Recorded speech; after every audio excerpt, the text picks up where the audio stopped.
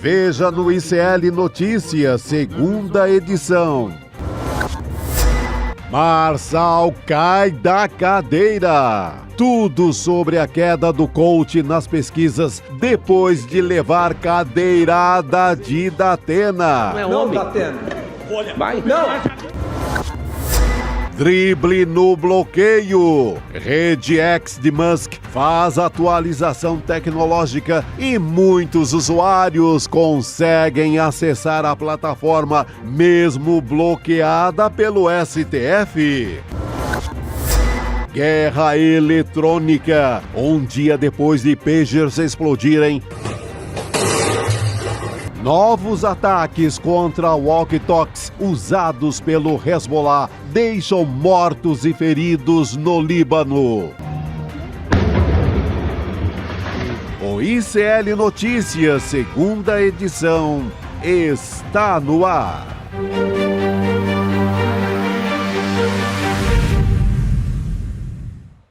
Olá, boa noite, seja muito bem-vindo, seja muito bem-vindo. ICL Notícias, segunda edição, está no ar. Estamos ao vivo nos canais do Instituto Conhecimento Liberta, Eduardo Moreira no YouTube e na POC TV no Rio Grande do Sul.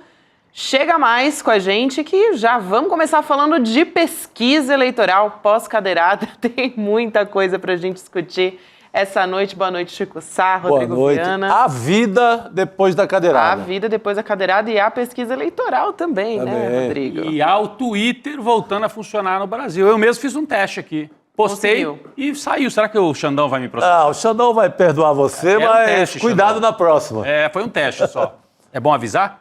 É bom avisar. Já tô avisando. Foi um teste, mas aproveitei e postei a queda do Marçal na pesquisa no Twitter. Usei o Twitter para postar a queda do... Muito boa. Só deu uma olhadinha lá, continua... Eu dei só uma olhada. Aquele terreno pantanoso de sempre. Sabe que eu não voltei, gente? Eu botei só o olho ali para ver ali meu casebre, que tá lá. Eu tô muito tranquila.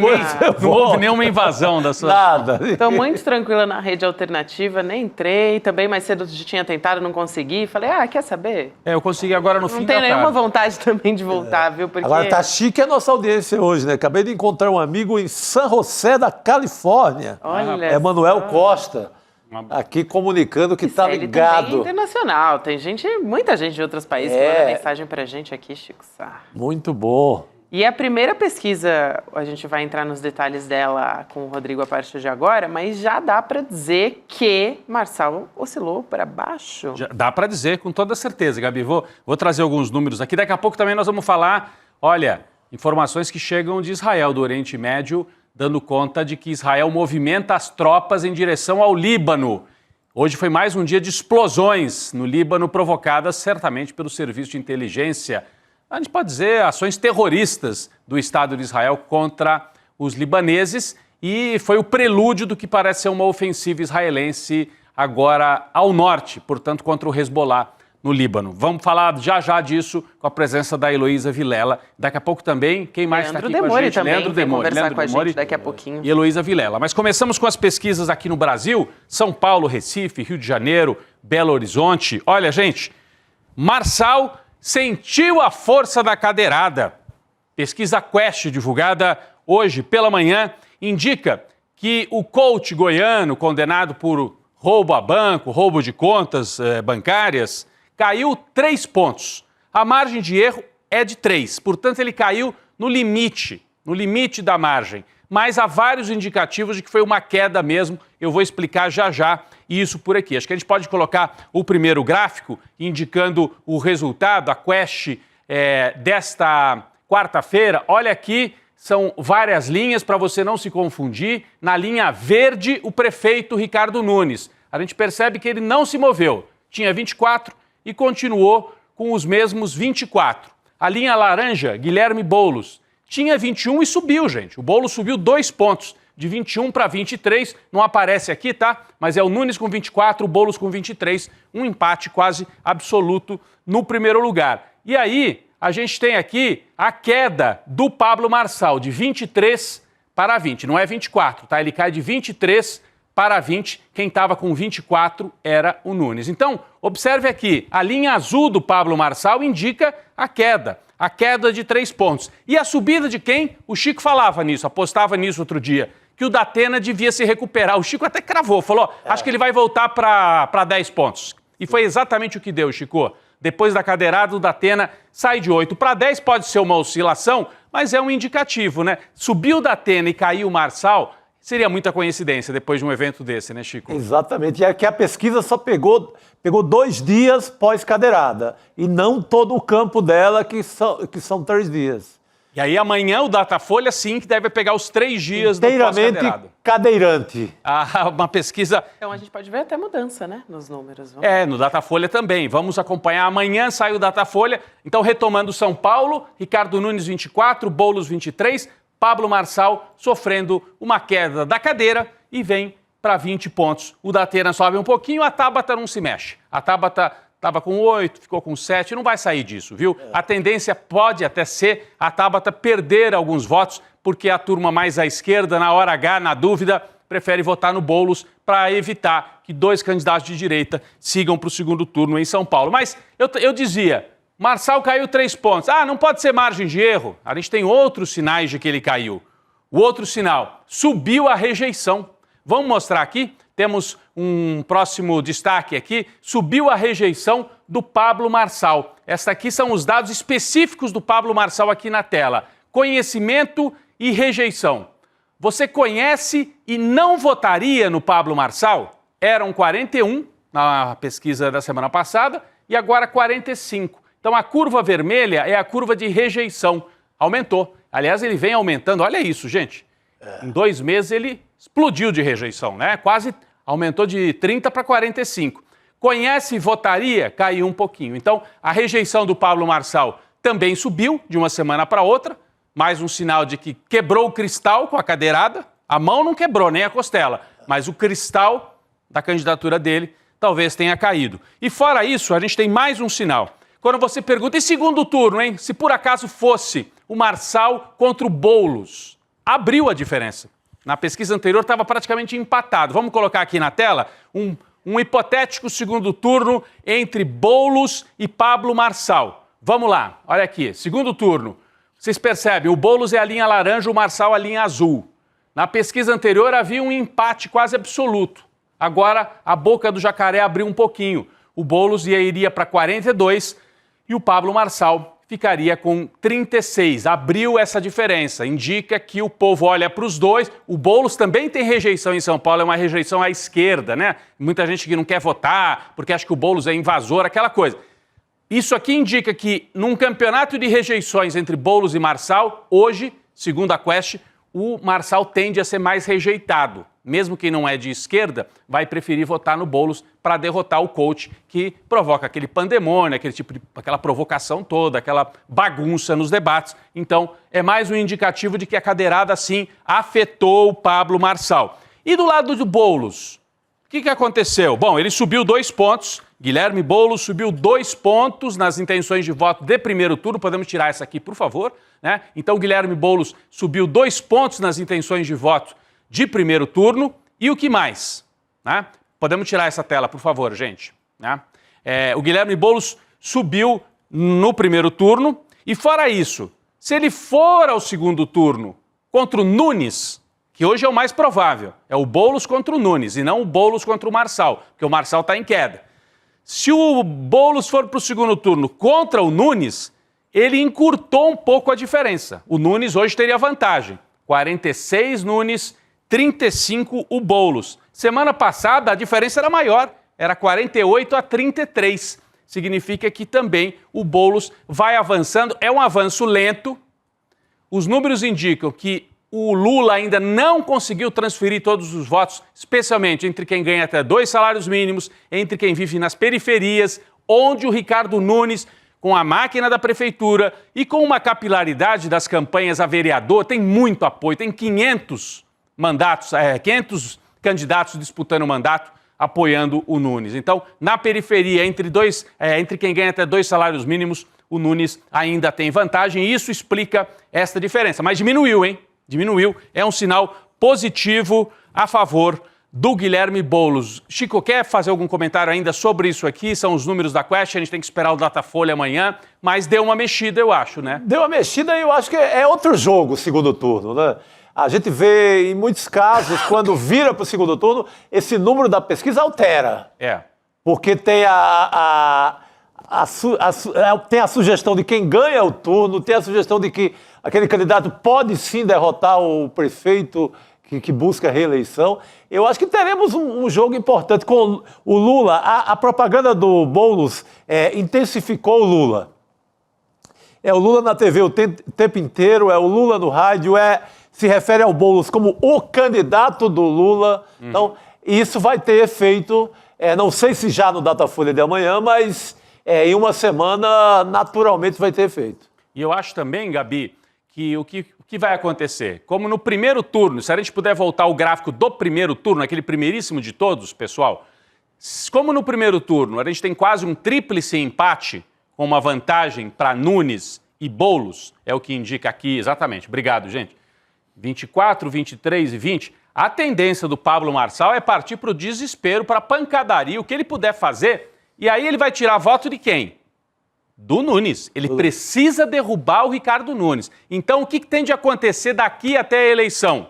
O Nunes, até agora, estava jogando sozinho, ninguém olhava para ele. Ele avançou porque a briga ficou aquele susto com o Pablo Marçal, Boulos, Tabata, todo mundo atacando, falando do Pablo Marçal, e o Nunes foi remando sozinho, sem ninguém dar bola para ele, foi avançando. Agora, o Pablo Marçal, a gente já viu no último debate, o Nunes foi o grande alvo dele, eles bateram boca, né? A mediadora quase teve que interromper o debate. O Pablo Marçal vai partir com tudo para cima do Ricardo Nunes, e isso pode fazer aumentar o quê? A rejeição do Ricardo Nunes. Então agora o jogo vai ser esse. Disputa na direita entre Marçal e Nunes. O Nunes leva vantagem porque tem tempo de TV e tem candidatos fortes a vereador, tem a máquina da prefeitura, mas o Marçal tem as redes, né? Vai fazer muito barulho, vai apostar em dizer que o Nunes não é bolsonarista de verdade. Por isso que o Nunes está intensificando o discurso bolsonarista. Nos últimos dias tem atacado até o Alexandre de Moraes, que ele evitava antes, né? Que é uma loucura, né? Um prefeito eleito está na cadeira e faz um discurso anti-instituição. Pois é. Eu acho um discurso kamikaze. Perigoso. Ataca o STF. Aliás, ele tem ao lado dele aliados de peso que são totalmente ligados ao Alexandre de Moraes, como Michel Temer, por exemplo. Então, é um jogo bastante complicado. Eu diria que até o jogo é mais complicado para a direita do que para a esquerda. O jogo na esquerda é muito simples, Gabi. Botar o Lula para jogar, porque o Boulos tem aí esses 23, 24, que são os votos dele. Um pouquinho já de voto de Lula entrando. Tem que entrar mais voto de Lula. O jogo no campo da esquerda é esse e esperar. A Tabata desidrata, não desidrata? Eu acho que a tendência é, se ficar assim, uma parte do eleitorado da Tabata ir para o Boulos já no primeiro turno. Então o jogo é mais ou menos simples. Na direita, o jogo é mais complicado. É um xadrez. O Marçal querendo mostrar que o Nunes não é suficientemente bolsonarista, o Nunes dizendo que o Marçal é do PCC, o Marçal dizendo que o Nunes também é do PCC, enfim, é uma batalha campal para ver quem vai ao segundo turno. Eu diria que o Boulos voltou a ter mais chance de estar nesse segundo turno, apesar de um equilíbrio muito grande. Sim, essa guerra vai favorecer o Boulos. Eu acho que pode favorecer o Boulos. Tem muitos vídeos de fakes, claro, com o Bolsonaro dedicando seu apoio, seu amor ao Pablo Marçal, circulando livremente. Porque, vamos falar a real, o TRE, ao contrário do Alexandre de Moraes, ao contrário do trabalho do Alexandre de Moraes no TSE, o TRE, que é o Tribunal Regional Eleitoral aqui de São Paulo, não conseguiu fazer um bom trabalho. Não. Se perdeu, faroeste total. Qualquer vídeo circula, não consegue deter o Pablo Marçal, que agora tem vídeos assim, aos milhares de Bolsonaro, vídeos fakes, declarando amor ao coach, ao Marçal. Então, a guerra vai ser uma guerra campal, uma batalha campal, e é uma diferença pequena. Se o Marçal conseguir dar uma, roubar aqui 3 pontos, sim, já era. Ele vai para o segundo turno. Então, uma disputa ali, vai até o fim assim, Gabi, eu acho, né? Mas vamos deixar um pouco São Paulo e vamos olhar para outras capitais importantes do Brasil. Recife, que vocês gostam. Eu também gosto muito, mas vocês têm uma ligação ainda maior, né? Gabi com família pernambucana, o Chico também estudou, né? Você estudou no Recife? Minha mãe é pernambucana. A sua mãe também Em casa é dupla nacionalidade, Ceará e Pernambuco. Bem ali. Eu também, eu também, igualmente. Então, olha só lá na sua terra, da terra da família, Chico e Gabi. Prefeito no Recife, que baile, né, do João Campos, do PSB, 77%, continua, não mudou. Pernambuco, Recife, aliás, capital de Pernambuco, Recife, 77% João Campos, 8% o sanfoneiro Gilson Machado do Bolsonaro, Daniel Coelho, da oligarquia tradicional lá de Pernambuco, 4%, e a candidata do PSOL, Dani Portela, 2%. Esse é o quadro lá no Recife, não tem surpresa. Não tem. É o ritmo do funk brega, o do brega funk, como a maioria dos clipes do João Campos. Não tem nem o que pensar. Se fosse o Chico Sainz, era melhor, né? Ah, sim. Não, aí não tinha pra ninguém, né? Não tinha pra ninguém. Mas ainda tem uma boa campanha para completar.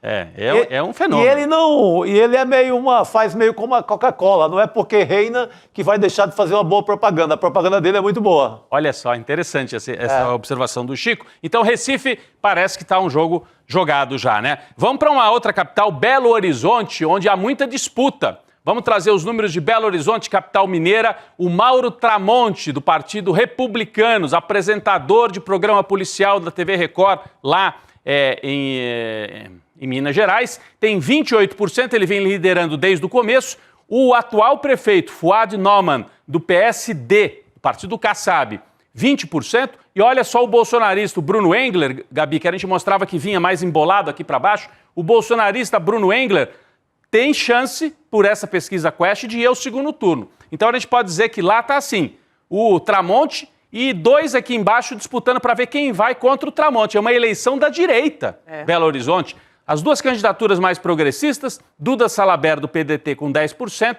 e o Rogério Corrêa, do PT, não conseguiu deslanchar, está com 5%. Esse é o quadro em Belo Horizonte. A gente pode ter um segundo turno entre um candidato do Republicanos e um bolsonarista. Seria terrível, o Bruno Engler, que é um bolsonarista raiz mesmo. E tem uma questão especial em BH, que é o candidato Fuad revelou que tem um câncer, está em tratamento.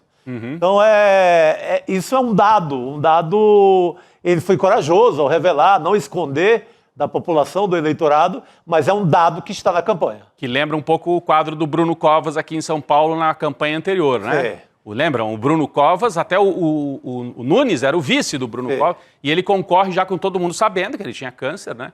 E o Nunes depois acaba assumindo rapidamente o mandato logo depois da eleição. Vamos ver se isso pode se refletir a favor do Fuad Noman, ou se isso pode deixar as pessoas em dúvida. Será que voto? Será que ele vai ter condição de governar? Na campanha do Covas, comoveu. Comoveu, foi a favor dele.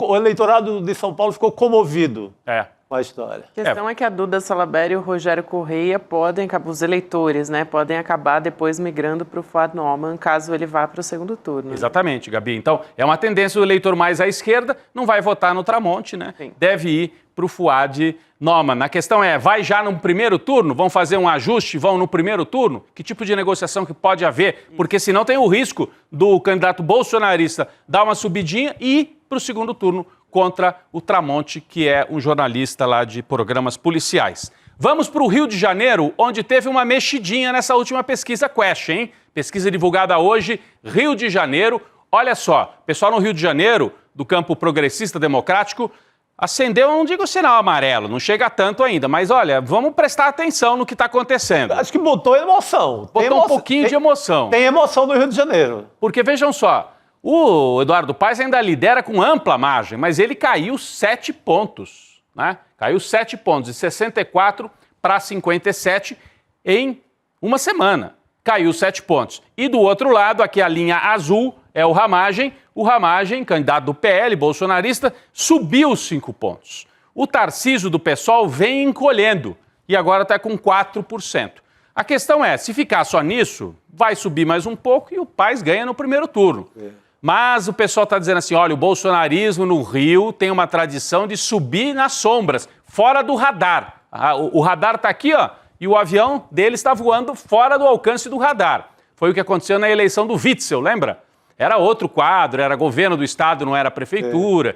era diferente. E o Witzel era um cara desconhecido que de repente explodiu e ganhou a eleição. Aqui são dois nomes já conhecidos, né? O Eduardo Paes, conhecidíssimo, e o Ramagem, todo mundo... todo mundo não, tem uma parte da população que ainda não sabia que ele era o candidato do Bolsonaro, mas aos poucos vai se tornando mais conhecido. E a explicação para a subida é justamente essa. Quando você informa que o Ramagem é o candidato do Bolsonaro, ele tende a ganhar uma parte dos votos que estavam aqui.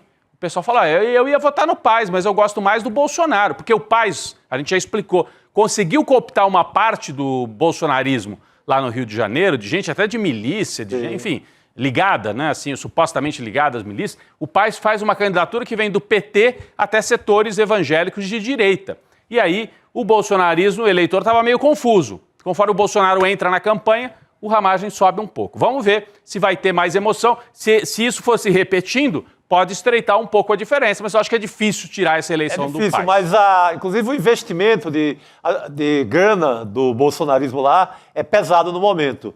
A Juliana Dalpiva trouxe uma matéria essa semana mostrando que o Ramagem vai gastar 21 milhões, assim. O Bolsonaro exigiu do PL, do Valdemar, mais grana para o Rio de Janeiro, porque é questão de honra. Para não passar uma vergonha. Né? Se não vai para o segundo turno, na casa dele, jogando em casa, com a torcida, com a milícia, com todo mundo, é muita vergonha. Olha só, Rodrigo, para você ter uma ideia, 21 milhões de reais já foram gastos até o momento na campanha do Ramagem. É mais do que o dobro da campanha do Eduardo Paes. Sim, é muita grana. Ou seja, o Ramagem tem mais dinheiro que o atual prefeito. Exatamente. Porque é o dinheiro que vem do caixa do PL, né? Então é a prioridade do PL hoje. Está aqui porque é a candidatura da família Bolsonaro, não é nem do PL simplesmente, da família Bolsonaro.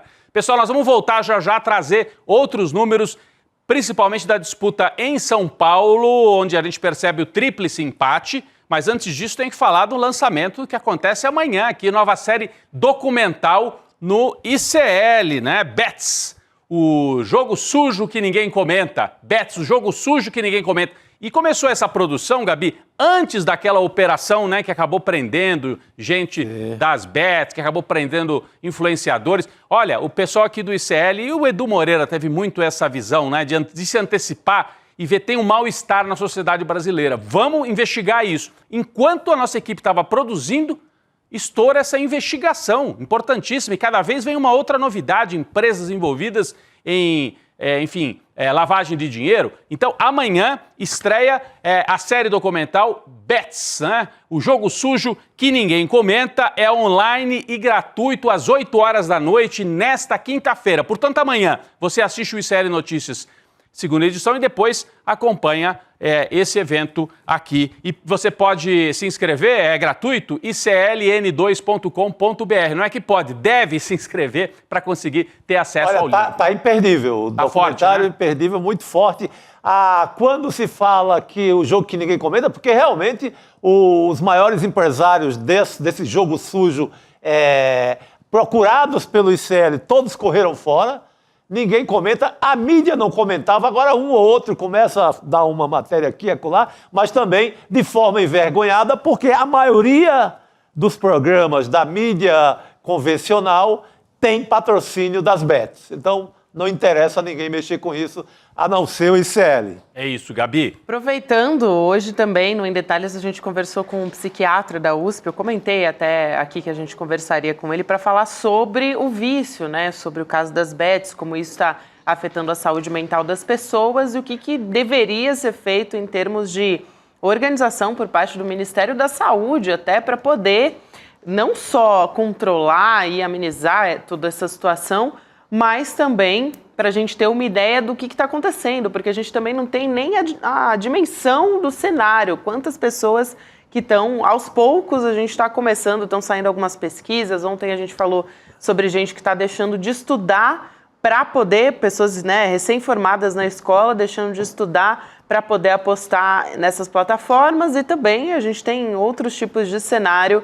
ligados ao vício, né? E vai deteriorando famílias e todo a nossa sociedade também. Então, sobre tudo isso a gente conversou hoje de manhã no Em Detalhes. Fica a dica aí pra gente voltar a falar sobre esse assunto. É isso aí. Bets aposta, enfim, amanhã às 20 horas aqui pra gente assistir também. O jogo sujo que ninguém comenta. O jogo sujo que ninguém comenta. É isso aí. Bom, gente, Vamos voltar a analisar a Quest? Por que favor. A gente teve a simulação ali de primeiro turno, né, da Quest em São Paulo. O Rodrigo já trouxe os dados aqui, mostrando o Ricardo Nunes se mantendo com 24% e o Guilherme Boulos com 23%. E na sequência, o Pablo Marçal, que, como a nossa thumb está mostrando, tomou uma cadeirada também da pesquisa Quest, não só de José Luiz da Atena. Então, Cadeira abaixo, diz o nosso título aí, né? cadeira abaixo, exatamente. Agora, quando ele cai esses 3 pontos, se o Datena passa a entrar numa linha de... retoma os pontos que ele tinha... Oscilou para cima. Eu acho que aí você tem aquela leitura de que a população entendeu que, primeiro, que o cara merecia, que o cara provocou, que o Datena estava realmente se defendendo das agressões verbais. Essa leitura acabou sendo a que prevaleceu segundo a Quest, né? Os números apontam, embicam para aí. Sim, mas por outro lado, o Datena com uma rejeição altíssima também, né? Eu falei da rejeição agora há pouco do Marçal, que subiu e continua subindo, mas o Datena é o campeão da rejeição. Mas, Rodrigo, se você pensa num cenário de vida normal, eleição normal, você pensa alguém que deu uma cadeirada em alguém, Poxa. qualquer campanha, seria praticamente eliminado do jogo. Sim. Eliminado não pela lei eleitoral, porque estão nem ligando para isso, mas eliminado pelo eleitor. Seria alguém, né? Você imaginaria, né, Gabi, que seria alguém que não tem mais chance. Não, ganhou ponto. Por quê? Era um cara, o cara tem tanta rejeição, o Marçal, rejeição, diz, né? o Marçal, ele despertou tanta raiva em muita gente. Isso você vê, acompanha um debate, alguma coisa que ele está falando num coletivo, ali com 4, 5 pessoas. Vai ter 2, 3 que vai querer bater no cara. Então, o Datena, isso não é o ideal. A gente não está aqui defendendo a violência, etc, etc. Mas a população leu assim, que o cara mereceu. É isso. E virou uma brincadeira, entre aspas, que foi uma violência, né? Hoje eu estava passando em frente a um posto de gasolina, tinha um rapaz com adesivo do Pablo Marçal no carro. Os frentistas gritaram assim, cuidado com a cadeira, vai voar a cadeira. Então, virou uma brincadeira contra o Marçal. Sim. E assim, você não se aguenta, né? Virou uma brincadeira, virou uma mobilização social também. Pessoas estão carregando cadeiras nessas passeatas. Você falou, Rodrigo, sobre a rejeição. Achei interessante você colocar o Datena, ele é o que tem a principal rejeição, 62%. Depois vem o Boulos, com 46%. E o Marçal está quase ali também, está com 45%. Ele também é bastante rejeitado. Depois vem o Ricardo Nunes, que é aquela coisa, né? Meio água de chuchu, assim, não agrada, não desagrada, 37%. Mas também não está mais tão baixa a do Ricardo. Não está mais tão baixa. Você pode repetir para a gente a rejeição, Gabi? Ele é o mais que tem mais tempo de TV também, né? Porque depois vem Tabata, Marina Helena, Bebeto Haddad e João Pimenta. Mas os primeiros na rejeição, então, primeiríssimo Datena. 62. Nossa, 2/3 rejeita. 62. Aí depois vem Boulos com 46 e Marçal 45, quase a mesma coisa que o Boulos. A mesma coisa. E o Nunes 37. Então, já começa a ficar alta e olha, ele é colocado na vitrine agora. Eu acho que o Pablo Marçal fez toda aquela parafernália antidemocrática dele, mas no último debate ele fez um favor à população de São Paulo. Ele começou a mostrar quem é o Ricardo Nunes. Verdade. Ele joga uns dados ali, dados inclusive que o Boulos já havia falado. Das creches, né? Das creches, da questão do PCC na máfia dos ônibus. Então, é jogado daquela forma louca dele, mas ele situa para o eleitor, e para o eleitor que pode sair do Ricardo e ir para ele, que a gente não está tratando de um cara que é decente e que está na prefeitura com tranquilidade. Eu diria que a batalha agora é uma batalha para igualar as rejeições. Isso. O Boulos e o Marçal, com uma rejeição um pouco acima da do Nunes, vão bater no Nunes e ver se puxam a rejeição do Nunes para cima e derrubam a deles. Para fazer um bolo ali, ficar os 3 embolados e tentar ver quem é que vai para o segundo turno. Porque tá um triplo. Um triplo empate. Mas na rejeição, o Nunes ainda está levando vantagem, que tem menos. Eu acho que a tendência é ele virar alvo tanto do Marçal, como o Chico lembrou, no debate já aconteceu, quanto do próprio Boulos. Exatamente. E vai ser, imagina, vai ser um negócio maluco. Imagina o último debate na Globo, você enfrentando um maluco desse, que pode sair com qualquer coisa. inclusive coisa real mesmo, porque ele é maluco, mas ele pode trazer um dossiê contra o Nunes. Pode. O Nunes tem uma capivara sem tamanho também. Sim. O Nunes tem nos mandatos dele de vereador, nas histórias dele ligadas a essas Agressão creches. também. Ele tem agressão, ele tem a história da agressão à mulher, que também é sempre colocado na roda, nos debates. Então, ele tem pontos muito frágeis. Isso no último debate, com audiência estourada. Você não sabe o que pode acontecer. Inclusive, até a Justiça Eleitoral mandou o Marçal apagar, né, das redes sociais o vídeo que ele... apagar do perfil dele. O vídeo que ele acusa, né, o Nunes, que ele traz essa agressão contra a esposa do Ricardo Nunes também. Então, é alguma coisa ali também que incomoda bastante o Ricardo Nunes, né, quando isso é colocado na pauta durante os debates, Rodrigo. Eu fico pensando como é que vai ser esse último debate da Globo. É naquele dia que, no dia seguinte, não tem nem programa eleitoral mais. Se o Marçal aprontar alguma, ele vai espalhar e deixar essa bola quicando por aí. Que tipo de proteção que a Globo pode oferecer, principalmente ao Ricardo Nunes, que a gente sabe que a Globo e o Ricardo Nunes estão no mesmo campo político. No mesmo campo político. Aquela direita que dialoga, diz que não é tão bolsonarista assim. Então... Mas ainda, se você pensar que tem o Tarcísio como principal cabo eleitoral. Exatamente. Então, é óbvio que a Globo vai tentar uma proteção. Não sei se uma checagem ao vivo. Pois é. Alguma Pode coisa ser. a Globo vai ter que fazer para não deixar o Marçal provocar uma surpresa. Se chegar do jeito que está embolado, assim, o último debate da Globo pode ser decisivo. Pode ser tendo 2 dias só. Esse último na Rede TV não podia mostrar nenhum, né? Você podia viu? mostrar. Não podia mostrar nenhum tipo de documento, não podia ter nenhum tipo de alusão à campanha, broche, boné, nada disso.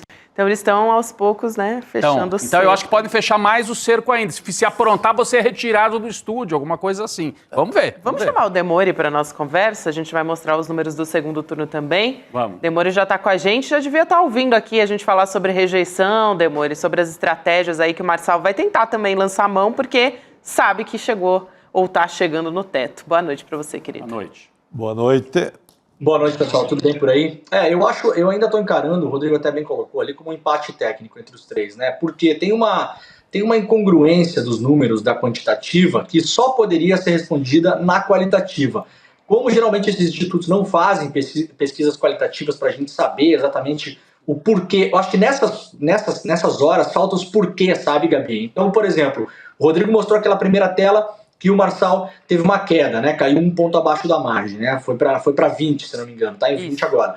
Na segunda tela, Rodrigo, não sei se você notou, tem um número muito grande de pessoas que diz que conhece e votaria, 35%, 36%.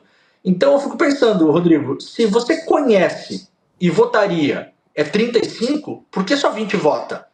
Falta o porquê, né? Falta uma pergunta para essas pessoas na pesquisa para você entender. Você está fazendo a pesquisa. A pessoa falou, minha intenção é votar no Nunes. Beleza. Mas o Marçal, você conhece? Conheço. Você votaria nele? Sim. Ora, então por que você conhece, votaria, mas não vota? Eu acho que isso deixou um buraco nessa pesquisa, porque é muito grande a diferença. São 15 pontos. Não é pouca coisa. A gente estava falando quase indo para o dobro de pessoas que falam, não, eu conheço o Marçal, eu votaria nele, para ele ter só 20. Então eu não sei, as pesquisas estão muito confusas em São Paulo, né, por conta do cenário também.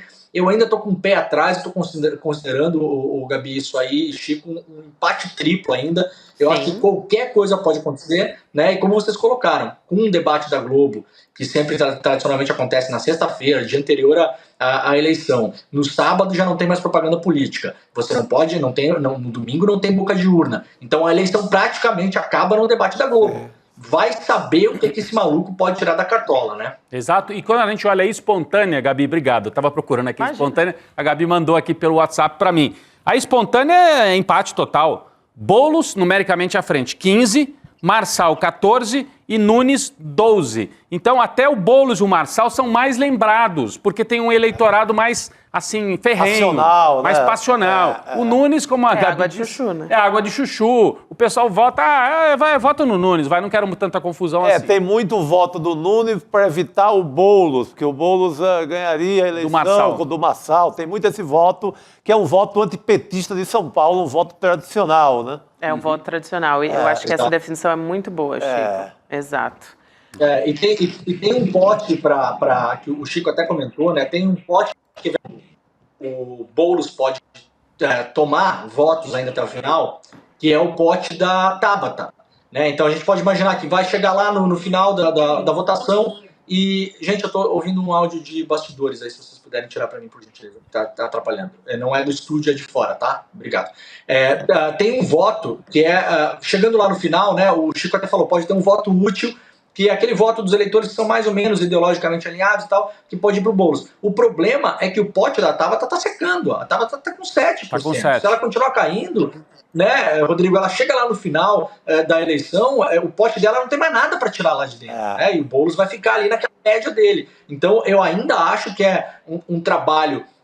O pessoal que acompanha pesquisas fala que o mapa de São Paulo é uma cabeça de girafa, né? Não sei se o nosso público já prestou atenção nisso, né? Mas lembra um pouco uma cabeça de girafa mesmo, né?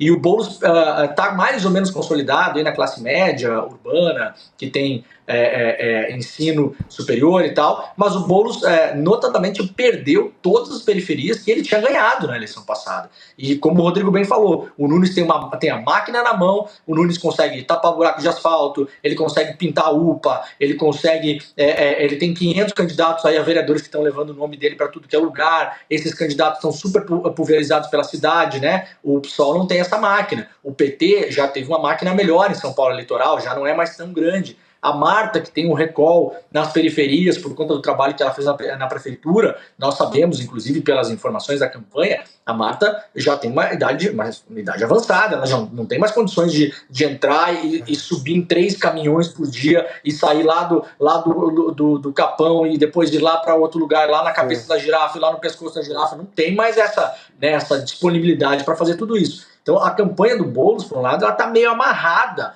nesse voto do Boulos, nesse voto mais ideológico da esquerda e na tentativa, como o Rodrigo muito bem falou, da exposição da imagem do Lula para ver se o Lula consegue transferir alguns votos para ele ainda. Esse pote que poderia pegar votos, né? A gente pega em outras capitais, por exemplo, em Porto Alegre, que tá o Sebastião Melo tá disparando, mas você tem a Maria do Rosário em segundo e a Juliana Brizola em terceiro. Bom, pode imaginar que a Rosário ou a Brizola tem um voto de reserva ali, uma da outra, que podem se canibalizar no final. O Boulos está começando a perder esse pote reserva, porque a Tabata, a gente viu aí, ela não consegue subir, né? Estava em 8, foi para 7, né? Isso.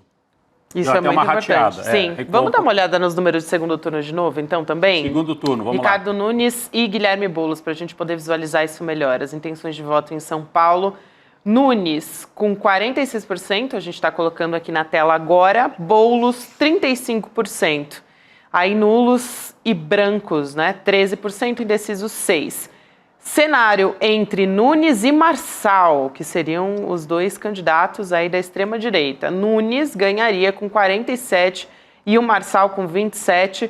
Os nulos 20%, né? Que seriam, talvez, votos... Cadê a tela, gente? A Gabi está falando já do próximo cenário. Agora é na sequência. Marçal. Nunes versus Marçal. A gente vai colocar aqui na tela, mas vou reforçar aqui. Nunes com 47%, Marçal com 20% e nulos 20%. Aí uma boa parte também do eleitorado progressista que não votaria nem sequer no Nunes, né? Porque no Marçal, muito difícil iria para a praia, esqueceria. Exatamente, não ia votar.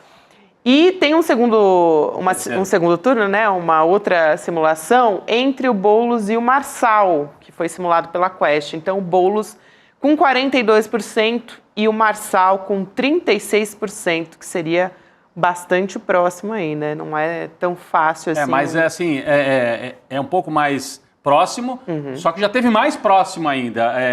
Eu mostrava aqui, Demori, isso é bom. Que na simulação da semana passada havia um empate total. E agora, o que significa que a cadeirada realmente afetou o Marçal. Na simulação desta semana, a gente pode botar aí na tela de novo, o Boulos abre um pouco em relação ao Marçal, se forem os dois para o segundo turno. É aquela lá mesmo, gente. Do segundo turno, por favor, aquela lá. É Boulos contra Marçal. Segundo turno, isso. Boulos 42, Marçal 36. Tá próximo, mas o Boulos abriu em relação à semana passada. E já apontando uma tendência de queda, de enfraquecimento do Marçal. Do Marçal, é isso mesmo. Mas ainda é uma disputa de...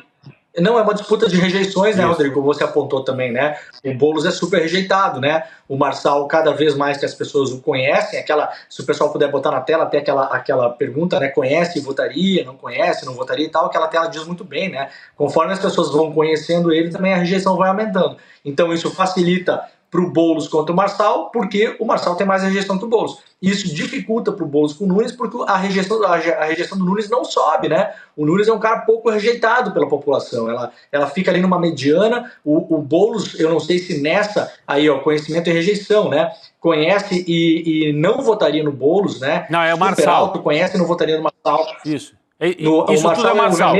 Isso tudo é o Marçal, Demori. Isso é o gráfico específico do Marçal. O vermelho é conhece e não votaria. Então tá subindo a rejeição, né? Isso.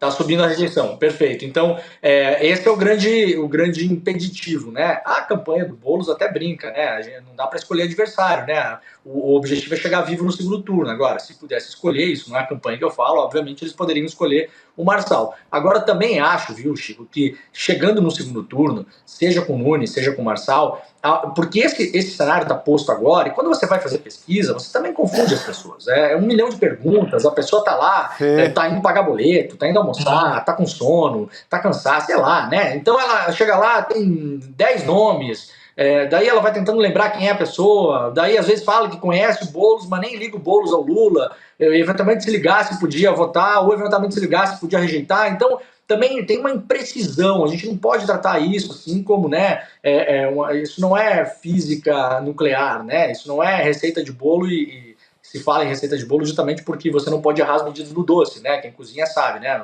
no salgado você pode dar uma inventada, no doce se você botou 100 gramas de farinha a mais, desandou tudo, né, então não dá para encarar assim, dá para imaginar um segundo turno que as coisas são mais claras, você só tem 2 candidatos. O meu temor é que num segundo turno, seja Boulos ou seja Marçal, o voto da extrema-direita, de algumas denominações evangélicas, do bolsonarismo, dos neofascistas, todo mundo, ele se aglutine num desses 2 nomes. Então eu não daria como uma eleição morta aí Boulos e Nunes no segundo turno, Boulos e Marçal no segundo turno, porque eu acho que o Marçal pode aglutinar todas as forças perdedoras que estavam próximas ao Nunes para o segundo turno e chegar super forte. Eu acho que o Boulos é o azarão do segundo turno contra qualquer um dos 2, na minha opinião.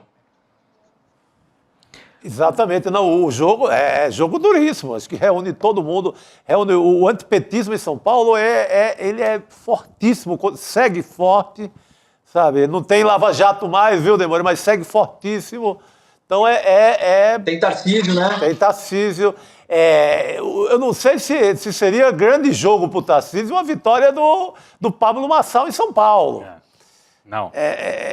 Mas não chegaria ao ponto dele mirar, despejar voto no bolo também, que ele não é louco. Mas o Pablo Marçal, uma vitória dele incomodaria a extrema-direita do Tarcísio e do Bolsonaro.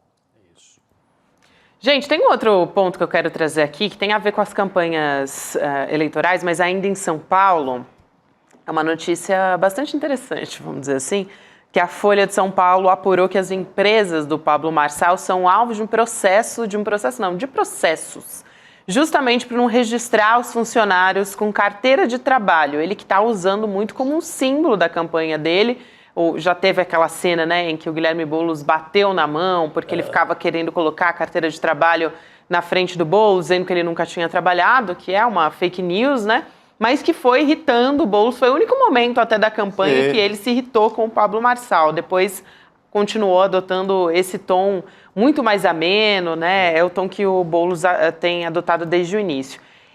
O Marçal, já alegou que a maior parte dos funcionários dele é terceirizada, mas enfrenta processos de pintores, faxineiras, jardineiros, por exemplo, isso porque não registrou essas pessoas. Então, tá pagando ali... Mas não é o cara da carteira de trabalho? Não é.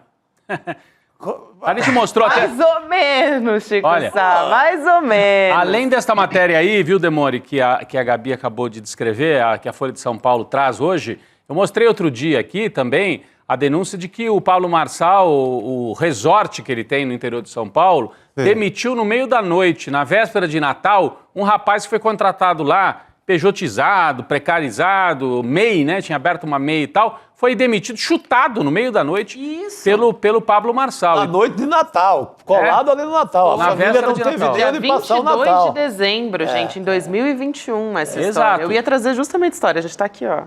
Porque a gente mostrou aqui, aliás, teve uma condenação. O Marçal, não o Marçal pessoa física, mas a empresa, que é dele, foi condenada por ter tomado essa atitude contra esse trabalhador. A história é dramática, assim, ele passou a noite na recepção de uma pousada com a mulher e os 3 filhos. Sim. É uma história, assim, horrorosa. É horrorosa e aí mostra que o Marçal não tem grande apreço por trabalhador, né? Ele faz esse barulho todo. Alguém achava que ele tinha? Eu pergunto. Tem gente que acredita, né, Gabi? Tem eu vejo aí um monte de motoboy de entrega com o adesivo do Pablo Marçal em São Paulo. Isso é impressionante, né? Sim.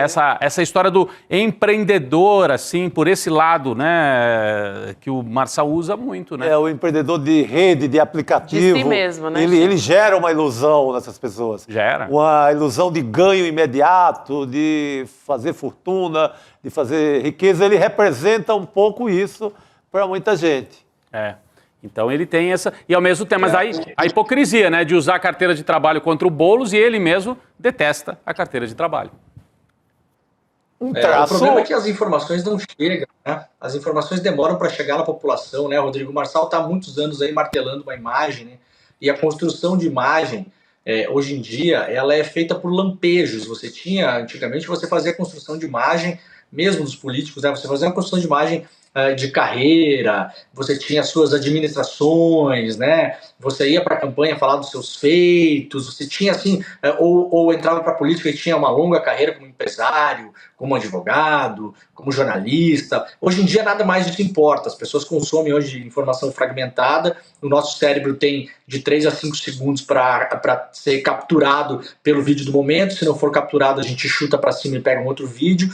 A gente vive no momento, como o professor Castro Rocha muito bem aponta, no caso do Marçal, de economia de atenção, mas não é só isso, a gente tem as velhas teorias da comunicação de massa aí pulando na nossa cabeça o tempo todo, né? Se não me engano era o Baudrillard que falava sobre os faits divers, né? Os fatos, a fofoca, né? A coisa comezinha, a coisa que ela vira notícia pela lente da sociedade do espetáculo, porque se ela não acontecesse como notícia não mudaria nada na vida de ninguém, né? Você noticiar que o aeroporto de São Paulo está fechado para pouso e decolagem, isso muda a vida de muitas pessoas. A pessoa ouve no rádio e não vai até o aeroporto. Agora, esses faits divers, eles são pura diversão. Então as pessoas também elas consomem a vida dos outros hoje, ali tudo misturado na timeline, né, cara? Você tem ali uma matéria, de repente você tem um vídeo da Fazenda, depois você tem um negócio gol do final de semana. Então o Marçal conseguiu construir isso, e as informações reais mesmo, veja, mesmo as mais chocantes, no dia da cadeirada, vamos lembrar 2 coisas importantes. Uma coisa para lembrar e uma coisa que eu quero trazer para vocês aqui. Vamos lembrar, a audiência do debate, tá? Depois da cadeirada pode ter aumentado um pouquinho. As pessoas lembram aí do Ibope, né? Hoje o Ibope nem existe mais, né? Hoje é Cantar Mídia, eu acho. Agora tem o Ibope ainda na televisão, né? A audiência do debate, a gente sempre fala, né? A novela fez 26 pontos, o Jornal Nacional faz 16 pontos. Aí você vai ver a audiência do debate. Foi 1 ponto no Ibope? Não, foi 0,1. Foi 10 vezes menos do que 1. Rodrigo, só nós 4, o pai e a mãe do Marçal e os assessores estavam assistindo o debate, cara. Vamos falar a real. Né? Mas não tinha ninguém. Sim. Ninguém. Só que os cortes rodam depois. Mas aí também, Chico, na segunda-feira, eu sempre que tem alguma coisa mais bombástica, assim, eu pergunto para todo mundo que cruza o meu dia o que a pessoa acha do assunto. Então eu pergunto pro rapaz do táxi, pergunto pro negócio lá do posto de gasolina que eu tomo um café depois do desperta, vou lá, pergunto pra menina lá do caixa, pergunto pros frentistas, todo pra moçada ali o que achou e tal, a pessoal da portaria do prédio, todo mundo que eu posso, que eu tenho oportunidade, se eu vou numa loja, faço uma pesquisa informal, né? Passo o dia, perguntei para 50 pessoas. Vou dizer, Rodrigo, espantosamente, cara, porque aquilo lá rodou o Brasil todo, até notícia no New York Times e tal. Não foram poucas as pessoas que falaram que não sabiam nem do que eu tava falando, cara. Da cadeirada. Segunda-feira, de manhã, meio da manhã, 10 horas da manhã, as pessoas ainda não sabiam da cadeirada. Então imagina se vai chegar a informação na pessoa que o Marçal é um picareta que não assina carteira assinada. Não vai chegar, né? É isso. É isso, a força das redes sociais. É uma coisa, assim, muito, muito impressionante. Falando em rede social, queria falar sobre o X, né? O Twitter, que tá... Olha, não faz nem um mês, né, que tá bloqueado aqui no Brasil o X. E hoje várias pessoas relataram, não sei se vocês conseguiram acessar. Eu não consegui acessar. Eu consegui. Consegui acessar com tranquilidade. Demore conseguiu também, né? Eu não consegui. Não conseguiu também, não. Então, Não, a gente tem 50-50 pela rede aqui. da Vivo, não. Eu não só acessei, como postei. Até depois fiquei pensando se eu corri algum risco de ser importunado, enfim, receber alguma citação do Supremo Tribunal Federal. Mas eu Xandão vai postei. bater na sua porta, Eu Rodrigo. postei, assim, com Eu tranquilidade. não postei porque eu tô curtindo essas férias. A férias No de Twitter, Eu tô amando também. eu tô amando essas férias. Não ser atacado. Ô, Rodrigo, Eu tô curtindo muito, então segurei Ô, essa Rodrigo. onda. Pois é. Deixa eu ver se a minha postagem. Eu quero ver. Maravilhoso. Eu quero ver se a minha tela. Se o meu. Aqui, ó. Ainda tá funcionando? Aqui, ó. Não, tá aqui. Dança das cadeiras na pesquisa Quest. Eu postei. Mas assim, a repercussão é mínima, né? Pouquíssima gente que me segue, portanto, tem acesso, porque só tem 7 curtidas. Então. Tá Tem rodando isso. pouquíssimo. Seu universo não tá lá ainda. Pra gente explicar o que aconteceu um pouco, né? A Anatel não se pronunciou ainda. O Globo diz que o que aconteceu, na verdade, é que o X deu um drible nessa proibição. Na verdade, não só o Globo, mas muita gente na imprensa explicando por esse caminho, né? Uma brecha que se abriu porque houve uma mudança no registro dos servidores do X. E aí os provedores de internet dizem que a atualização da plataforma dificulta a restrição. Então, o X passou a usar um serviço que funciona como uma espécie de escudo, vamos dizer assim, para proteger os seus servidores. Na semana passada, o ministro Alexandre de Moraes mandou até transferir 18 milhões de reais da conta da Starlink e do X para os cofres da União para pagamento de multas do X. É uma outra notícia recente que vale a pena trazer aqui. Mas essa história toda ficou um pouco, assim, nebulosa, porque algumas pessoas conseguiam acessar, outras não. Mas o Musk, ele alterou o IP dos servidores ali do X, né? Que estava em uma rede, depois mudou para outra. Então, por conta disso, as operadoras não conseguiram bloquear essa nova rede, vamos Como dizer. se não reconhecessem mais, né? Porque eles tinham bloqueado contando que o IP era IP é o endereço, né? Para que mas todo mundo Isso, sabe. o endereço. Mas enfim, aí eles trocaram o endereço e aí as operadoras não conseguem mais bloquear. Mas está funcionando mais ou menos, né? Assim, precariamente. Né? Porque aí usa várias redes dentro dessa outra, né? Dessa outra rede, na verdade, é uma rede que se chama. Então o Twitter, o X usa várias redes diferentes. Então as operadoras estão com dificuldade de fazer esse bloqueio, né, Demore? Para as pessoas entenderem, assim, o Twitter está hospedado fora do Brasil, né? Então, fisicamente, a internet, em algum momento, ela vira físico, né? Então, ela vira servidor, hospedagem, aquela coisa toda. Que, aliás, é um grande debate mundial, porque isso cada vez mais consome uma quantidade colossal de energia que tem que ser gerada no mundo, né? Mas, fora esse debate, para ele entrar no Brasil, ele vem via cabos submarinos, cabos físicos. Chega no país, o Brasil é um dos hubs, né? Se não me engano, é o único hub da América Latina, talvez tenha mais um hub na Argentina, né? Chega por cabo submarino, chega aqui e tal, e como se ele batesse uma portinha do Brasil e falar, tô entrando, eu sou o Twitter, o meu Internet Protocol, que é o IP, é 192.0.tt.tá. São, em geral, 9 números, né? 8 números, tem um endereço ali. Aí isso é reconhecido e você, digamos assim, é autorizado a entrar no Brasil, né? Então tem uma espécie de alfândega digital, né? Para as pessoas sacarem. Então o Twitter precisa entrar no Brasil todo dia, os servidores não estão aqui.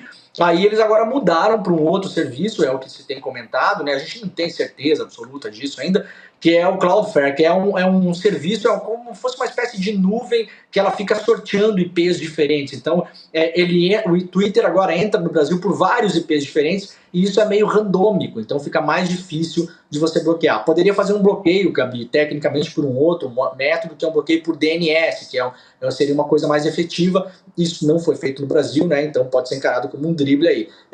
Vem numa esteira, a gente não falou muito na semana passada, só para lembrar as pessoas aqui, a Gabi pontuou isso rapidamente, isso é uma derrota moral para o ministro Alexandre de Moraes, tá? O Elon Musk está dando uma banana para o ministro e está falando, bicho, assim, do jeito que eu quiser, eu vou fazer, e dane-se, eu vou colocar aí no Brasil e pronto. É uma segunda derrota moral, essa pública. Agora, a questão do desbloqueio das contas da Starlink, Gabi, passou meio em branco, só que até onde eu sei, eu já sabia, eu só não falei no ar aqui porque eu não tinha certeza, não tinha como provar, mas eu já sabia do desbloqueio das contas da Starlink, olha, uns 4 ou 5 dias antes de sair na imprensa, viu? E uma pessoa me falou, depois fui falar com uma outra pessoa, me falou, não, tem um acordo aí, porque o bloqueio das contas da Starlink incomodou muito a Faria Lima, muito mais que o bloqueio do Twitter, porque ali você tem personalidades jurídicas diferentes, de empresas diferentes, assustou muita gente, Gabi. Imagina o pessoal das bets, de repente tem uma operação e o juiz vai lá e manda bloquear a conta de outras 1000 empresas. Então,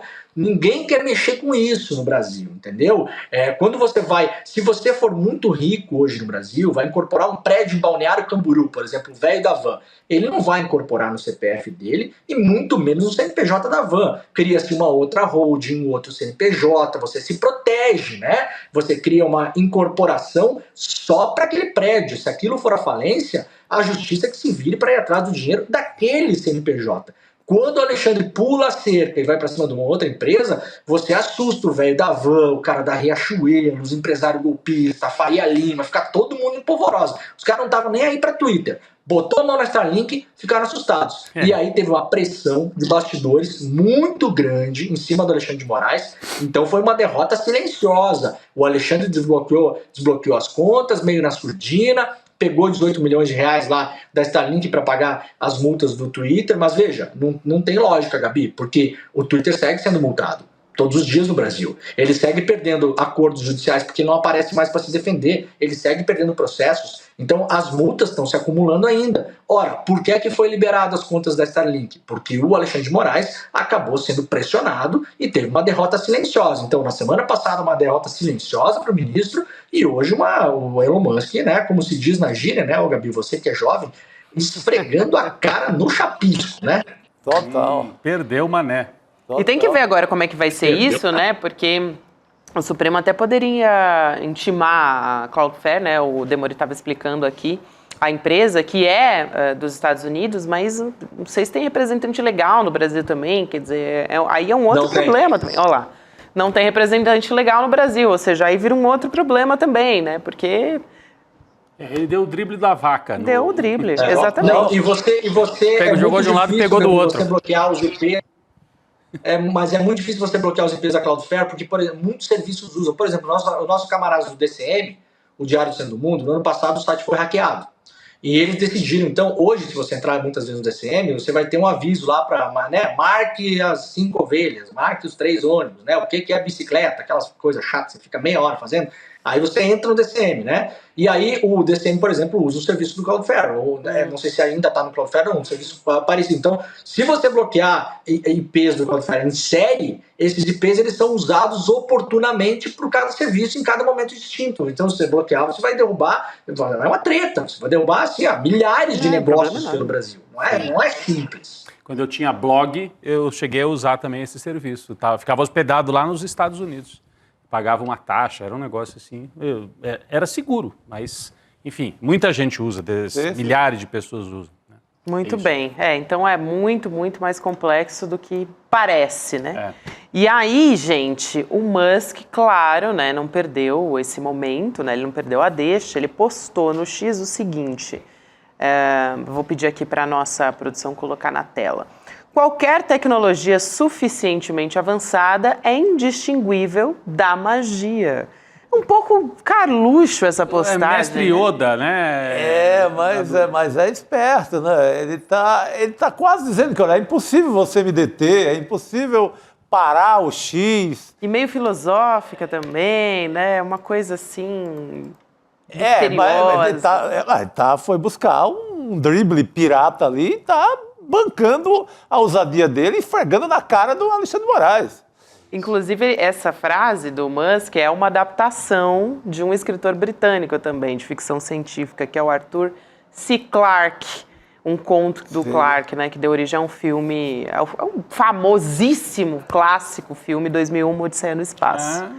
Então... aí ele já está remetendo para o universo dele, dos foguetes, da SpaceX lá, já está indo fazendo um jabá, né, um jabá espacial em cima da cara do Xandão.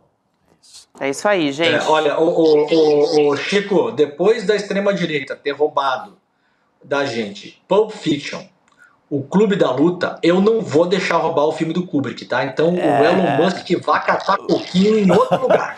Vão levar o Arthur C. Clarke para a extrema-direita? É demais, né, cara? É isso. Não. Gente, também, lógico, a gente teve outras pessoas postando a respeito, né? Bolsonaro foi lá no X, postou, a Gleisi Hoffmann reagiu no Blue Sky, também postou, criticando, dizendo, olha, gente, vocês, Musk e Bolsonaro, ali, esse que a gente está mostrando na tela agora é o do Bolsonaro. O X foi banido por questionar decisões judiciais que exigiam não só a remoção pontual de postagens, mas a exclusão permanente de perfis. Isso é censura prévia, aquela coisa, né, de sempre. Prática vedada pela Constituição é uma grave violação dos direitos fundamentais. Daí, a presidente do PT, a Gleisi Hoffmann, reagiu só que no Blue Sky. Ela disse, Musk e Bolsonaro reincidem no crime, desobedecem à justiça e seguem mentindo no X clandestino. Quanto mais transgridem a lei, mais claro fica que precisam ser punidos com rigor. E aí, gente, tem também até uma porta-voz do governo dos Estados Unidos, a Karine Jean-Pierre, falando sobre o bloqueio do X do Brasil. Ela respondeu uma pergunta de um jornalista da TV Globo, dizendo, acho que quando se trata de redes sociais, sempre fomos muito claros de que todos devem ter acesso às redes, é uma forma de liberdade de expressão. Bom, nada diferente a se esperar do governo dos Estados Unidos. O velho papo da Casa Branca, sempre foi esse, sempre vai ser. É isso. Eles não vão, né, Gabi? Nesse caso, só rapidamente, claro. O governo está defendendo uma empresa americana, eles jamais vão parecido, né? Eles não estão defendendo a liberdade de expressão, eles estão defendendo o direito de uma empresa norte-americana vir granjear os seus dólares aqui no Brasil e levar para solo norte-americano, né? O Departamento de Estado coloca bilhões de dólares na mão do Elon Musk todos os anos. O Biden, no ano passado, se não me engano, no ano retrasado, ele fez um grande projeto de infraestrutura para modernizar os Estados Unidos e não sei o quê, projeto trilionário.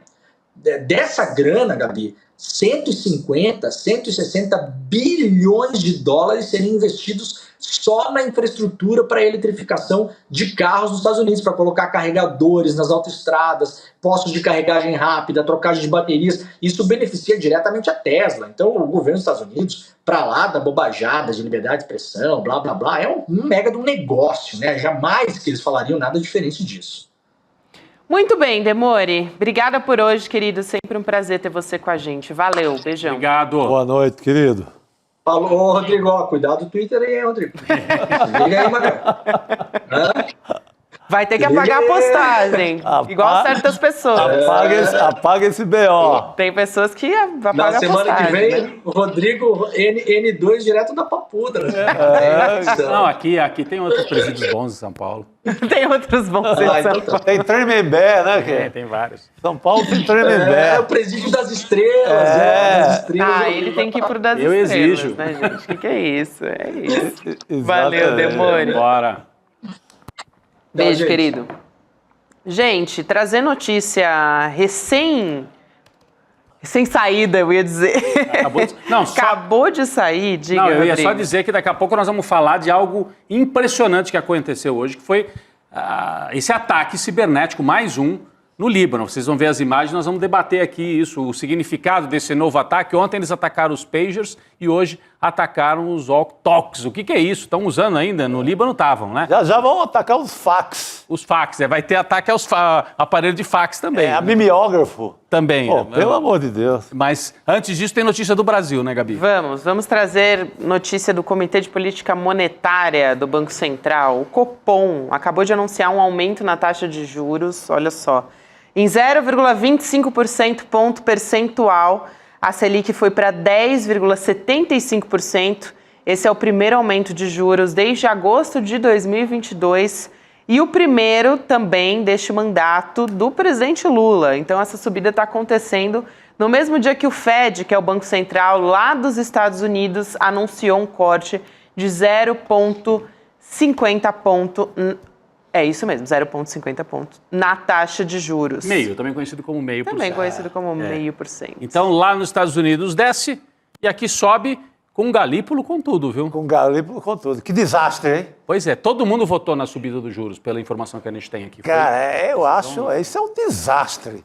E não sei o que estou dizendo, do Alckmin a diretores de federações de indústrias dos estados estão dizendo isso.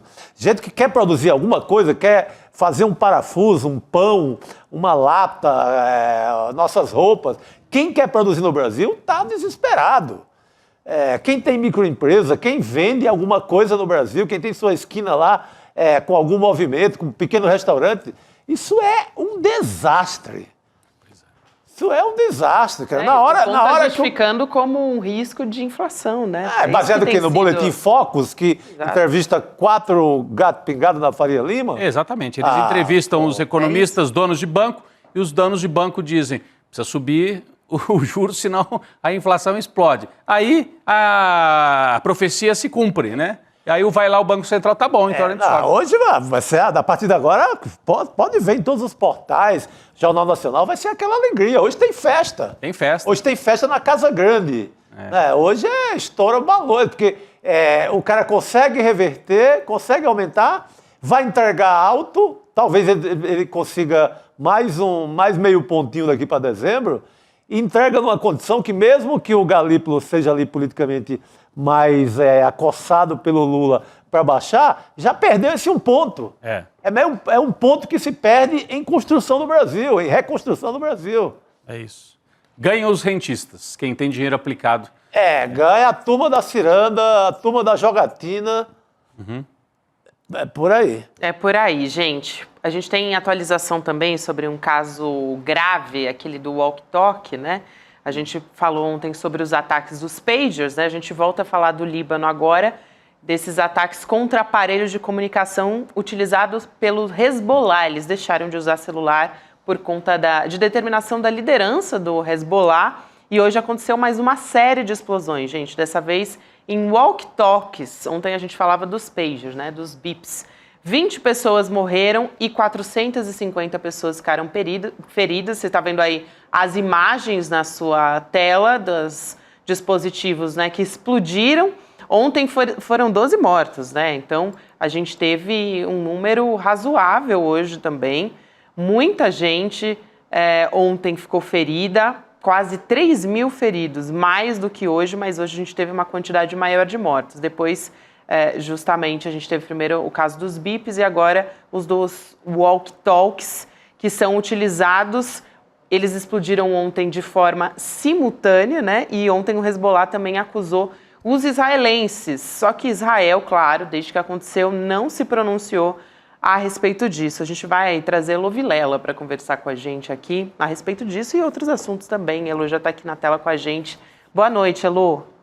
Boa noite. Boa noite, Gabi. Boa noite, rapazes. Pois é, olha só que coisa, né? Eu estava lendo uma análise de um especialista da Universidade de Bradford, Paul Rogers. Ele está dizendo o seguinte, que essa movimentação toda de Israel atacando o Hezbollah e agora anunciando que vai levar tropas, né, uma divisão inteira que está em Gaza, deixou Khan Yunis e está indo para a fronteira norte, a fronteira de Israel com o Líbano, que essa movimentação toda e essa confusão toda está sendo feita para tirar a atenção do fato de que Israel não consegue vencer a guerra em Gaza. Ou seja, para Israel vencer a guerra em Gaza era eliminar o Hamas de uma vez por todas, e eles não conseguem fazer isso. Então, essa manobra toda contra o Hezbollah seria uma distração.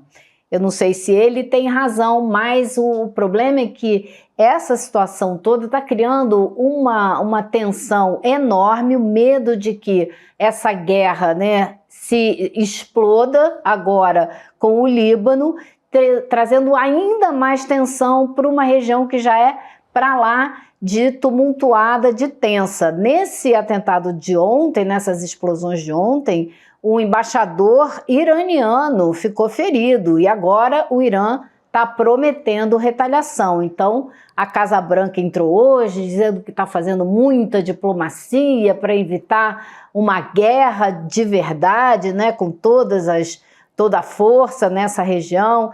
Enfim, Então, instala-se mais um foco de caos nessa região. O Ilô, o que é impressionante, né? Eu estava vendo aqui, tem a nota da Associated Press, afirmando que também sistemas de energia solar em Beirute explodiram.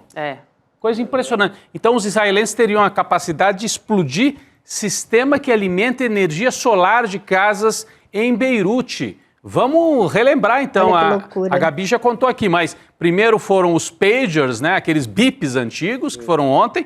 Hoje, walk-talks. E quando eles explodem os walk-talks, que são aqueles... Muita gente nem sabe mais o que é walk-talk, né? Mas ainda tem gente que usa walk-talk, né? Olha lá, é o que está na tela agora. Então, quando explodiram os walk-talks, alguns foram detonados durante funerais das vítimas que tinham sofrido nas explosões dos pagers. Então, foi algo assim, em sequência, é o que conta aqui a notícia da Associated Press, gerando também reação da ONU, né, Gabi? Posso já trazer aqui? Amanhã, né? Não é essa história? Isso, o Conselho de Segurança convocou para amanhã uma reunião de emergência para discutir esses ataques. O secretário-geral Antônio Guterres condenou o uso de objetos civis como armas de guerra. Vai se condenar e Israel vai continuar fazendo. Elon, mas era só informações que eu queria trazer para complementar essa sua primeira fala. Você falou dessa análise do jornalista que diz, olha, pode ser uma tentativa de distrair, entre aspas, que é distrair matando um monte de gente, né? Mas de distrair porque não estão conseguindo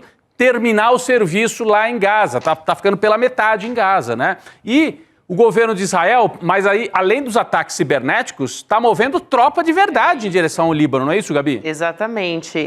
Tem tudo a ver com o que a gente está falando, porque eles estão movendo essas tropas lá para o norte do país, na fronteira com o Líbano. E aí o Ministério da Defesa disse que está iniciando o que ele chamou de uma nova fase da guerra. Então ele está dando indícios de que ele vai partir para o combate contra o Hezbollah agora. Que fica no sul do Líbano. Fica no sul do Líbano, exatamente. Talvez fosse importante a Ilô explicar para a gente, se é uma fase nova da guerra, Israel tem capacidade de enfrentar as duas ao mesmo tempo? O Hezbollah ao norte, né, ou seja, no sul do Líbano, e Gaza mais ao sul de Israel, né? São duas frentes de batalha ao mesmo tempo, Elô. Eles movimentaram para lá uma divisão inteira que tem entre 10 e 20 mil soldados, né? Tiraram lá do sul de Gaza. Então é muita gente. E já foi encontrar lá com o Comando Norte. Se Israel tem condição ou não, né, a gente só vai saber se ele realmente declarar uma guerra. Se ele tem essa intenção ou se isso é uma guerra psicológica, como muita gente está dizendo, também a gente não sabe. Mas eu acho que o ponto principal é que isso traz para Israel, reforça a imagem que Israel está construindo nos últimos meses, quase um ano, de um Estado que promove o terrorismo, que promove ações violentas, desumanas. Eu estava conversando hoje com o presidente da Federação Árabe Palestina aí aqui do Brasil, o Alid, e ele estava falando isso. O regime do apartheid só foi cercado e caiu quando as pessoas começaram a ver a crueldade que ele promovia. E ele acredita que isso está começando a acontecer agora com Israel. E se Israel está achando que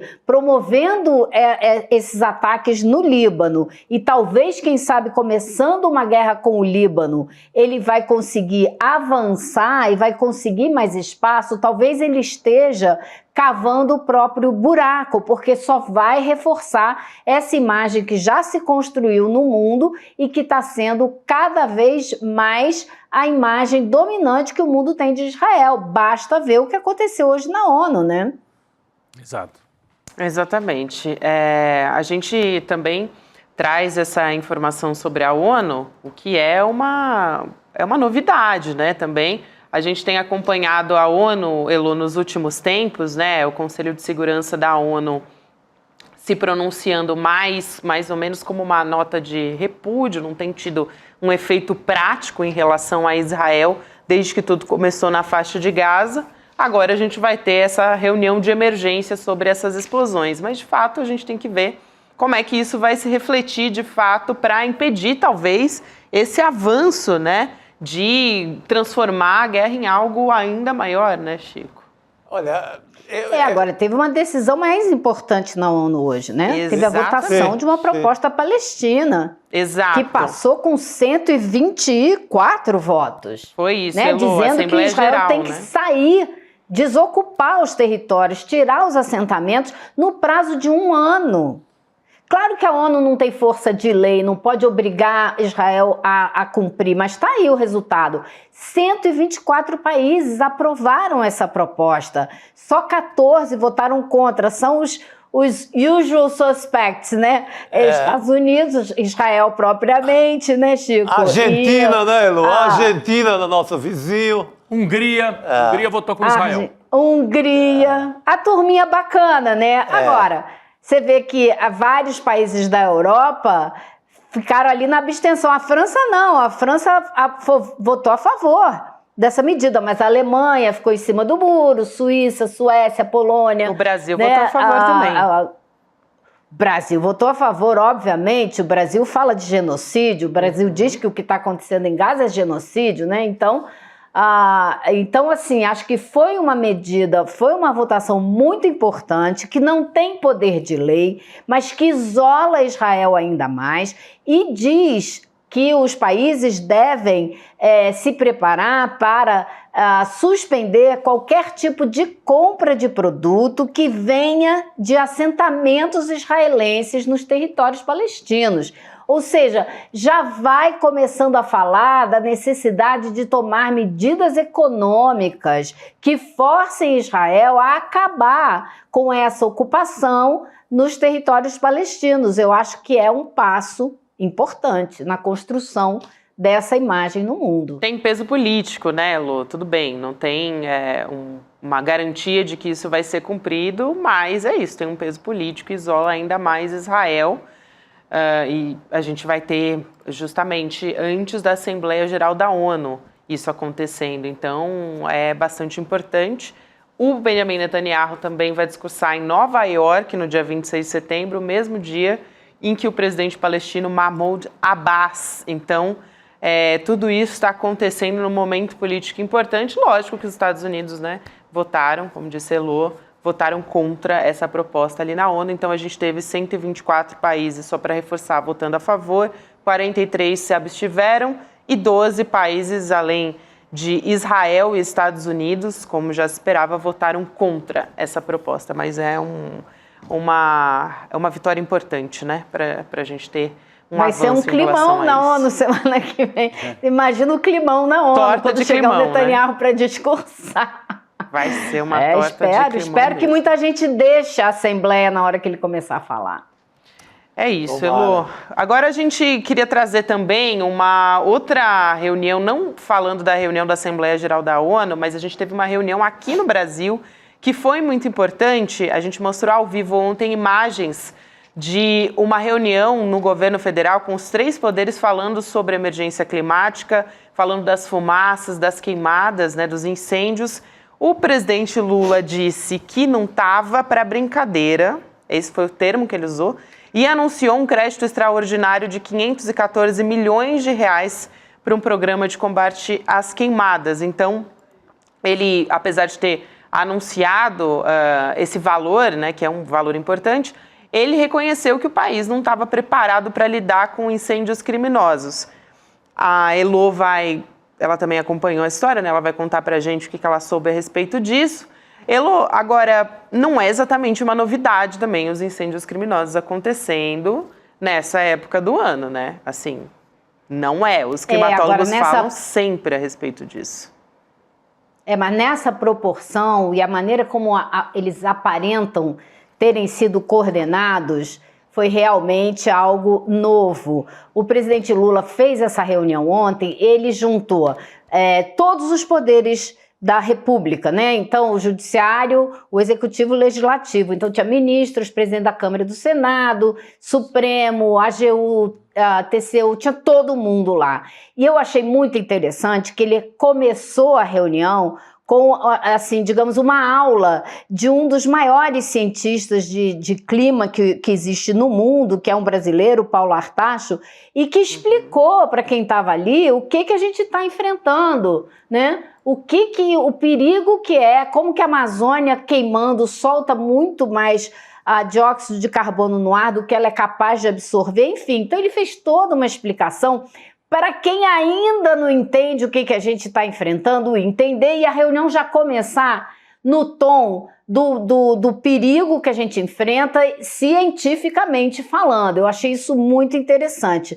E aí cada ministro, né, falou como pode colaborar, o que pode ser feito e tal. E eu achei muito infeliz as falas dos presidentes da Câmara e do Senado, Rodrigo Pacheco e Arthur Lira, porque deixaram muito claro que se a gente depender do Senado e da Câmara para adotar leis mais rígidas, penas mais sérias para quem faz esse tipo de incêndio criminoso, a gente não vai poder contar com eles, né? Eles falaram que parece que tem crime aí sim, mas o Pacheco falou que a gente não pode ter um voluntarismo legal numa hora dessa, dizendo que a gente não pode ir lá exagerar e criar novas regras e novas leis que realmente vão punir essas pessoas de maneira mais severa, indo totalmente para uma linha contrária do que o governo vem falando e do que a ministra Marina Silva falou. Ela chamou de terrorismo climático, esses incêndios criminosos. Então, assim, se a gente precisar contar com o Congresso, eu acho que a gente não vai poder contar muito, não. Porém, o presidente Lula está trabalhando, fez um discurso dizendo que vai conversar com a bancada ruralista, porque não é possível que empresários do agro que sejam sérios... Esse é o ponto. Esse é o ponto. Ele destacou também, no ano que vem aí novidade na maneira como a União Europeia lida com as compras feitas do mundo inteiro. Se o produto vier de área desmatada, ela não compra. Então, são recados que o presidente Lula deu e que ele disse que vai conversar com a bancada ruralista para ver quem é sério e quem não é, ou seja, ver se é possível rachar um pouco essa bancada tão coesa e trazer para o lado da realidade, da ciência, da seriedade, né? Quem pode... Esse é o professor que fez a explicação, o especialista. Mas para ver quem é que pode vir para o lado da racionalidade e entender que o que está afetando hoje o mundo inteiro, que é a questão climática, vai afetar, se é só assim que eles entendem, diretamente o bolso deles também, se ainda não entenderam. Então, assim, foram vários recados nessa reunião, mas eu te confesso que eu fiquei bastante desanimada com o que eu ouvi do presidente da Câmara e do presidente do Senado. Elo, e o que você ouviu da ministra da Saúde, hein, Anísia? Você conversou com ela, né? Fazendo, inclusive, questionamentos que a gente levantou aqui, né, Chico, Gabi, todas e todos que nos acompanham. A comunicação do governo, parece assim um jargão, a comunicação do governo, mas não é. Nesse caso, a gente estava dizendo, a comunicação é informar as pessoas. O que faz quando o ar está muito pesado, né? A gente tem imagens da ministra da Saúde também, para a Elo poder comentar na sequência como é que foi a conversa com a ministra da Saúde, mas ela falou sobre os cuidados com a saúde em meio às queimadas. Vamos assistir esse vídeo sobre a fala dela. Temos várias recomendações que estão disponíveis nas ações do Ministério da Saúde na página, mas nós temos que reforçar essa comunicação. Não tenho dúvida disso, falava sobre isso com o ministro Pimenta, com o próprio presidente Lula, não é? Porque a sensação de fim de mundo, como uma jornalista me colocou, muitas vezes ela cria, não é, também uma grande angústia nas pessoas. Então, há também um fator psicológico nesse momento. Tá aí a fala da ministra da Saúde. Isso foi uma entrevista para um grupo de jornalistas hoje no Palácio do Planalto a respeito do programa de prevenção da dengue para a próxima temporada da doença. Mas no final eu fiz essa pergunta porque tem sido recorrente a gente reclamar aqui no ICL da falta de orientação do governo para a situação da fumaça que a gente enfrentou, vocês enfrentaram aqui, aí a gente enfrentou aqui, na Amazônia 10 vezes pior. E ela, no final, ela admitiu que realmente faltou essa informação chegar para a grande população. que existem informações lá no site do Ministério, o que, vamos combinar, não adianta nada ter informação no site do Ministério, mas que essas informações de como que você se cuida, se você fecha a casa toda, umidifica, bota a toalha molhada, são orientações até bastante simples, porque não é como o caso de epidemias da dengue ou da Covid, que você tem medidas científicas que você tem que tomar e uso de máscara. Não é igual, né? E cada região tem suas características, mas faltou, e ela acabou admitindo que faltou essa informação chegar para o grande público. Elô, obrigada por hoje, a gente vai se falando sobre todas essas novidades, porque agora veio o anúncio, a gente vai ver na prática, né, a implementação dessas medidas todas e também da autoridade climática, né, que agora vai começar a ser colocada na prática. Mas demora, né, a autoridade climática até criar, até isso se estabelecer, ter capacidade de articulação. É algo demorado, né? Poderia ter sido feito no começo do governo. Né? A gente precisa de forma urgente. Largado já com isso. Tinha que ter começado o governo se tivesse precisa funcionando. investigar, né, gente? Existe muito crime sendo cometido, né? Eu recebi umas imagens de satélite do laboratório Laps, que analisou o que aconteceu no Distrito Federal, e eles mostram que vários focos de incêndio, são essas imagens, vários focos de incêndio começaram ao mesmo tempo em diferentes pontos. Isso não foi a natureza, isso exige uma coordenação, então ainda tem todo esse lado criminal que precisa ser investigado a sério. É isso, Elô. Obrigada. Valeu, querida. Obrigado. Tchau, tchau, pessoal. Estamos chegando aqui aos nossos finalmentes, né? A gente estava aqui falando a respeito de todas essas medidas, são importantíssimas também. E a gente vai falar, claro, o Rodrigo já adiantou também no início do programa, o lançamento da nova série documental aqui do ICL, que é a Betts, o Jogo Sujo, que ninguém comenta. Vai ser amanhã, hoje é quarta-feira, então amanhã, quinta, 8 horas da noite, a gente vai ter a transmissão do primeiro episódio ao vivo, online, gratuito, e dá para fazer a inscrição ainda. Então você acesse cln2.com.br para poder ter acesso a tudo isso. Como disse o Rodrigo, é um momento muito... Estão falando sobre bets em todos os lugares, o tempo todo. Muitas reportagens a respeito disso. E a nossa equipe aqui no ICL, a nossa equipe de jornalismo, fazendo uma investigação sobre tudo que está por trás dessas plataformas, casos de corrupção, famílias, enfim, invulnerabilidade. Conversei hoje também no Em Detalhes a respeito disso com um psiquiatra para trazer quais são as consequências para a saúde mental, quais são os grupos de risco, se uma pessoa, enfim, tem algum grupo de pessoas que está mais vulnerável a ser, né, afetando essas pessoas por conta de já ter alguma predisposição, por exemplo, genética ou na família. Então, tudo isso você pode conferir no programa de hoje de manhã. E a gente vai lançar amanhã o nosso documentário com todas essas informações, toda essa investigação. E a gente tem um trailer aqui para já trazer um gostinho para você. Vamos ver. Criticar o mundo das apostas é impopular. Pouco interessa os meios, interessam apenas os fins. E os fins são muito lucrativos nesta indústria. O sonho, o desejo, a possibilidade de você encontrar um atalho para enriquecer, que não existe. Algumas fazem propaganda enganosa e chegam a usar desde influenciadores suspeitos de faturar em cima do prejuízo dos fãs até crianças de 6 anos. Inteira, várias gerações vão perder o interesse no esporte porque ninguém quer assistir uma competição que você saiba o resultado previamente. Precisa existir uma regulação muito forte em cima disso. Eu entrei em depressão por conta do jogo. No meu caso, eu perdia 30 salários por mês. Mas quando eu perdia, aí onde eu queria cometer suicídio, onde eu queria me matar. Eu sou filha de alguém que era viciado em corrida de cavalo. Não tem nada de bom que venha disso. Elas são vítimas que não denunciam, elas são vítimas que se calam. Poxa, mas esse discurso não é um discurso muito moralista? Não, é um discurso de alerta. E pode ter certeza, neste exato momento em que você assiste a este documentário, tem alguém perdendo muito dinheiro com as bets. A banca sempre dá. Sempre.